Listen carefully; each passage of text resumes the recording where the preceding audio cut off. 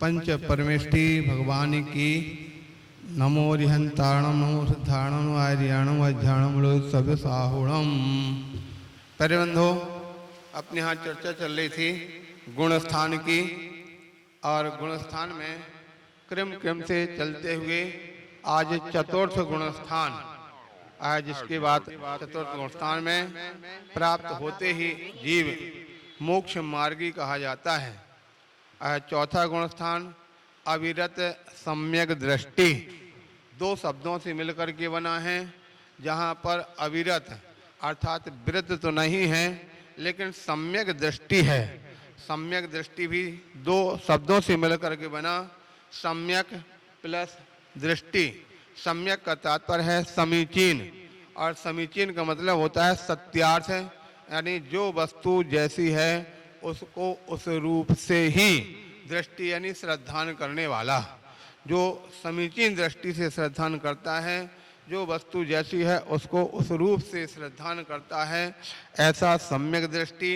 और साथ ही अविरत, इसमें विरत में आ शब्द जुड़ा होने से विपरीत हो गया, अर्थात जहाँ पर कोई विरत नहीं होते हैं, किसी प्रकार का संयम नहीं होता है, लेकिन वस्तु तत्व को अच्छी तरह से जानने वाला होता है, ऐसी समीचीन दृष्टि। यथा यस्यासौ सम्यक दृष्टि असंयत चासौ सम्यक दृष्टि चा असंयत सम्यक दृष्टि। इस व्युत्पत्ति के आधार पर कहा गया है कि जिसकी दृष्टि अर्थात समीचीन होती है उसे सम्यक दृष्टि कहते हैं, और संयम से रहित सम्यक दृष्टि को असंयत सम्यक दृष्टि कहा जाता है। इस प्रकार से इस चौथे गुण स्थान में असंयत संयम दृष्टि की जो कुछ विशेषताएं इस प्रकार से होती हैं, जिसमें कहा गया है इस गुण स्थान में ही विशेष प्रशस्त राग के कारण तीर्थंकर प्रकृति का बंध प्रारंभ होता है। ठीक हो गया। तीर्थंकर प्रकृति इस पहले से लेकर तीसरे गुण स्थान तक नहीं होता है, मात्र चौथे गुण स्थान से ही तीर्थंकर प्रकृति का आरंभ होता है। इस गुण स्थान से निश्चय सुख की भूमि का प्रारंभ होता है, यानी जहाँ अब समीचीन श्रद्धान हो जाता है तो निश्चित सम्यक दर्शन होने पर उसके लिए आत्म अनुभूति अथवा आत्मा का श्रद्धान पूर्ण होने से विशेष आनंद की प्राप्ति होती है। इस गुण स्थान में ही अंतरात्मा ज्ञान संज्ञा मानी जाती है। ठीक है, अभी तक अंतरात्मा नहीं कहलाता है, चौथे गुण स्थान से ही अंतरात्मा संज्ञा को प्राप्त होता है। चौथे गुण स्थान में अविरत शब्द अंत दीपक है।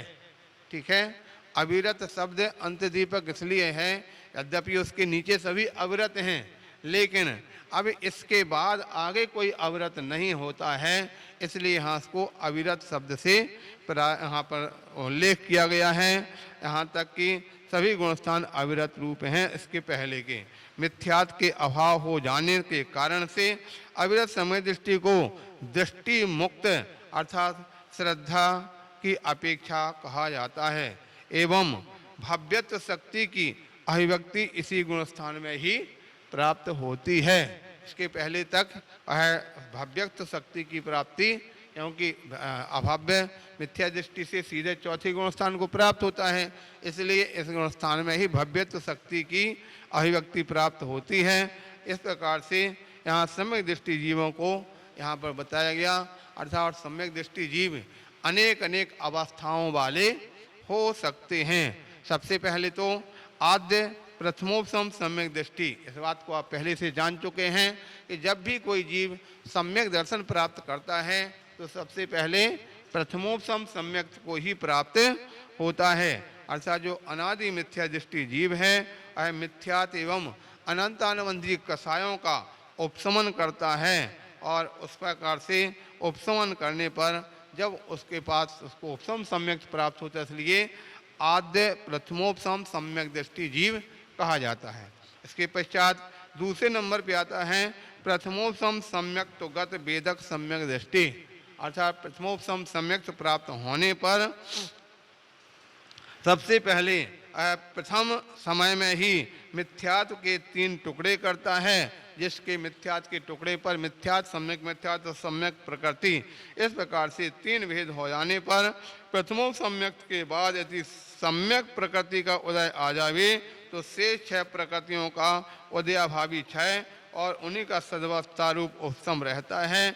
इस स्थिति के निमित्त से उत्पन्न हुए सम्यक्त वाले जीव को प्रथमोपसमगत सम्यक तो वेदक सम्यक दृष्टि कहा जाता है। यानी वेदक का तात्पर्य क्षय उपशम रूप उसमें सम्यक प्रकृति का उदय होने से प्रथमोपशम अथवा के बाद प्रथम क्षय उपसम्यक्त वाला माना जाता है। दूसरे नंबर आता है मिथ्यात्वगत वेदक सम्यक दृष्टि, अर्थात जो 28 प्रकृतियों की सत्ता वाले मिथ्या दृष्टि जीव के सम्यक प्रति का उदय होने पर तथा शेष उदयाभावी क्षय रूप अन्य प्रकृतियों के होने पर जब उसको सम्यक्त की प्राप्ति होती है तो इसीलिए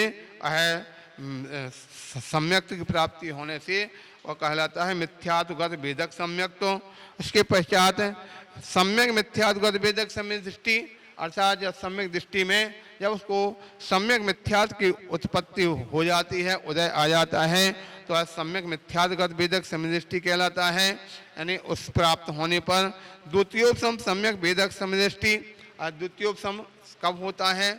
जब वह जीव उपसम श्रेणी से उतरे हुए द्वितीयोपसम सम्यक दृष्टि जीव के चौथे हिस्से 7वें गुणस्थान तक में यदि सम्यक प्रकृति का उदय आ जाता है तो उसे द्वितीयोपसमगत सम्यक दृष्टि कहा जाता है। इस प्रकार से जानना चाहिए। इसके पश्चात आगे आता है कृतकृत्य वेदक सम्यक दृष्टि, अर्थात जब वेदक सम्यक दृष्टि जीव 7 प्रकृतियों की क्षय का आरंभ कर देता है, इसलिए अनंतानवंदिक 4 कसाय एक इनकी विसंयोजना हो जाती है तथा मिथ्यात्व मिश्र प्रकृतियों का क्षय करके सम्यक प्रकृति के अंतिम स्थिति कांड घात कर चुकता है, तब वह क्षयक सम्यक उत्पन्न होने के पहले तक कृतकृत्य वेदक सम्यक दृष्टि जीव कहा जाता है। इस प्रकार से तथा 28 सत प्राकृतिक मिथ्यात्वगत प्रथमोसम सम्यक दृष्टि, दूसरा उद्वेलित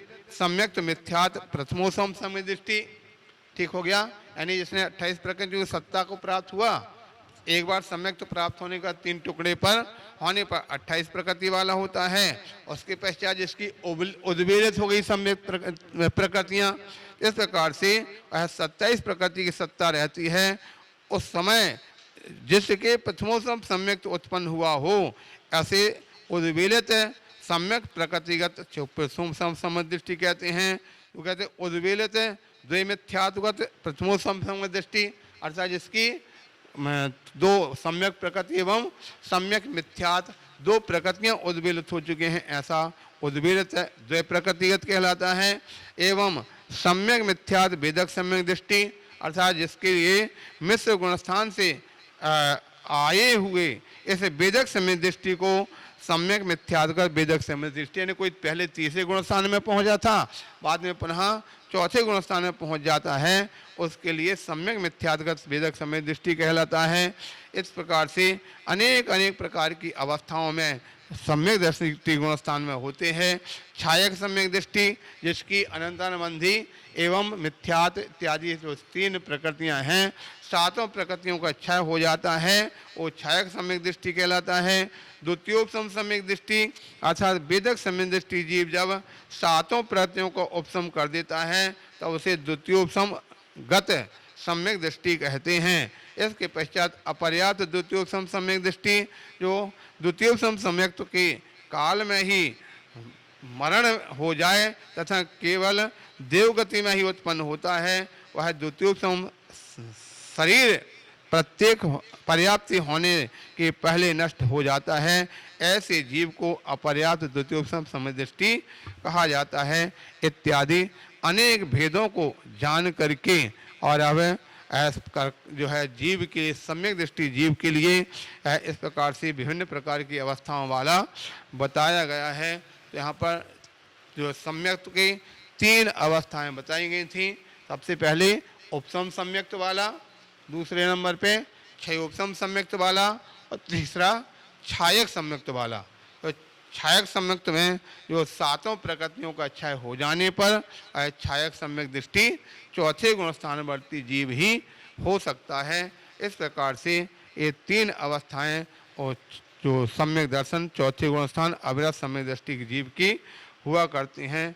इस प्रकार से यहाँ पर इसकी विशेषताओं को आप पहले समझ चुके हैं कि अगर कोई एक बार भी सम्यक दर्शन प्राप्त कर लेता है, चाहे उपसम सम्यक ही क्यों ना प्राप्त कर ले, ऐसा वह जीव अर्ध पुद्गल परावर्तन काल संसार में रह सकता है। इसके बाद नियम से वह मोक्ष को प्राप्त हो जाता है। ऐसा सम्यक का ये प्रभाव है। सम्यक दृष्टि के जीव के लिए इस प्रकार की अवस्थाएं प्राप्त होना अपने आप में बहुत बड़ी उपलब्धि माना जाता है। हम सभी के लिए यही भावना भाएं कि हमारे लिए एक बार भी सम्यक प्राप्त हो जावे तो कम से कम हमारा निश्चित तो हो जाए कि हम अर्ध पुद्गल परावर्तन संसार को प्राप्त करने के पश्चात मुक्ति को प्राप्त हो जाएंगे। किंतु अगर सम्यक दर्शन प्राप्त होकर के कोई भी जीव संयम को धारण करते हैं और संयम को धारण करके अपने कर्मों की निर्जरा करके मोक्ष को प्राप्त हो सकते हैं। अब यहाँ पर छह उपसम सम्यक्त की बात यहाँ पर चल रही थी। छह उपसम सम्यक्त के अंदर हम पहले ही बता चुके हैं तीन प्रकार के दोष होते, कौन कौन से? चल, मल और अगाढ़। इसकी चर्चा यद्यपि पहले भी हो चुकी है। चल दोष का तात्पर्य क्या बताया था? जीव है एक ही परमात्मा, एक ही गुरु के प्राप्त होने पर उसका मन अनेक अनेक स्थान पर चलित होता रहता है। जैसे कि आपने कहा जाना कि किसी भी स्थान पर भगवान आदिनाथ का जिनालय है तो अपने उस आदिनाथ जिनालय में आदिनाथ भगवान के उस जो प्रतिमा है उसी को ही अपना आद्य गुरु आद्य प्रभु मानता है। बस मेरे तो यही सब कुछ हैं, उन्हीं के लिए वह सब कुछ करने के लिए तत्पर होता है। अन्य किसी स्थान पर दूसरे स्थान पर आदिनाथ का मंदिर हो, आदिनाथ की प्रतिमा हो तो उनकी आराधना में अपना मन को नहीं लगाता। जबकि ये बात निश्चित है कि आदिनाथ भगवान ना ये प्रतिमा है ना आदिनाथ भगवान ये प्रतिमा है। आदिनाथ भगवान तो पहले केवल ज्ञान प्राप्त करके मोक्ष को चले गए हैं। उन्हीं का बिंब इस मंदिर में है और उन्हीं का बिंब इस मंदिर में है। इसमें आराधना करेगा तो वही फल प्राप्त होगा, इसमें करेगा तो वही फल प्राप्त होगा। कहीं भी करेगा आदिनाथ भगवान की आराधना जहाँ पर भी करे उसको उसी प्रकार से फल की प्राप्ति होने वाली है। तो इस प्रकार से जो जीव के अंदर में चल भाव होता है इसलिए उसको चल दोष की वह कहा जाता है। दूसरा मल दोष के बारे में भी बताया था कि सब कुछ करता जाता है, हमेशा श्रद्धानी भी रहता है, आराधना भी करता है, हमेशा देवसात गुरु का श्रद्धानी होने के बाद भी उसके मन में भाव लगा रहता है कि मेरे लिए इतना समय हो गया लेकिन आज तक किसी कार्य में सफलता प्राप्त नहीं हो पाई है। ठीक है, जो कुछ हो रहा तो उसमें वह यानी अड़ग नहीं हो पाता है कि हमारे लिए जो फल प्राप्त हो रहा है ये सब हमारे पुण्य के फल से प्राप्त हो रहा है। जितना जिसका पुण्य होगा उतना ही मिलेगा, उससे अधिक नहीं मिल सकता है। ऐसी स्थिर बुद्धि उसके अंदर नहीं आ पाती है। ये मोहिनी कर्म का उसके लिए अंदर कारण होता है। अंत में आता है अगाढ़ दोष। अगाढ़ दोष में इस प्रकार से मानता रहता है कि मेरे लिए ये अगर शांति की प्राप्ति है तो शांतिनाथ की आराधना करना है, अगर किसी प्रकार से उपसर्गों का निवारण करना तो पार्श्वनाथ भगवान की आराधना करना है, और अगर किसी प्रकार से और अन्य ग्रह इत्यादि के निवारण की भावना से ग्रहों का निवारण करने के लिए उन प्रकार के भगवान की आराधना करना है। यद्यपि यह बात जो वहाँ पर घटित होती है कि सभी 24 तीर्थंकर हों अथवा कोई भी अरहंत भगवान हों, सभी के गुण समान हैं। सभी की आराधना करने से हमारे लिए पुण्य की प्राप्ति होती है। इस प्रकार से अगर विचार करता है तो इस दोष से बच जाता है। इस प्रकार से चल मलन अगाढ़ दोष ये इसी प्रकार से इसमें लगते रहते हैं।